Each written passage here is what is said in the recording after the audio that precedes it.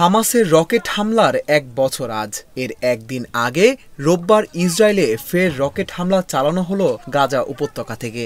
এক বিবৃতিতে এই তথ্য জানিয়েছে ইসরায়েলের সামরিক বাহিনী। তবে ইসরায়েলের দক্ষিণাঞ্চলে এই হামলায় হতাহতের সঠিক সংখ্যা জানা যায়নি। চীনা সংবাদ মাধ্যম শিনহুয়া বলছে, রকেট হামলার আগে ইসরায়েলের আশকেলন ও লাচিস অঞ্চলে সাইরেন বেজে ওঠে। এছাড়া আশেপাশের এলাকাতেও সতর্কতা জারি করা হয়।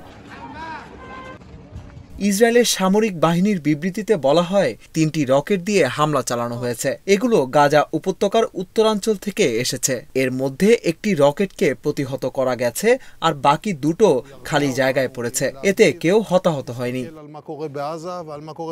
পরে ফিলিস্তিনের ইসলামিক জিহাদ আন্দোলন আল কুদস ব্রিগেড জানায়, তারা এই রকেট হামলা চালিয়েছে, তবে এর বেশি তথ্য জানায়নি। গত বছরের এই দিনে ইসরায়েলে রকেট হামলা চালায় ফিলিস্তিনের সশস্ত্র গোষ্ঠী হামাস। এতে ১,২০০ মানুষ নিহত হয় বলে জানায় ইসরায়েল। এরপর গাজায় ব্যাপক হামলা শুরু করে ইসরায়েলের প্রতিরক্ষা বাহিনী IDF। যুদ্ধ লেগে যায় দুই পক্ষে। গাজায় ইসরায়েলি হামলা এখনও অব্যাহত।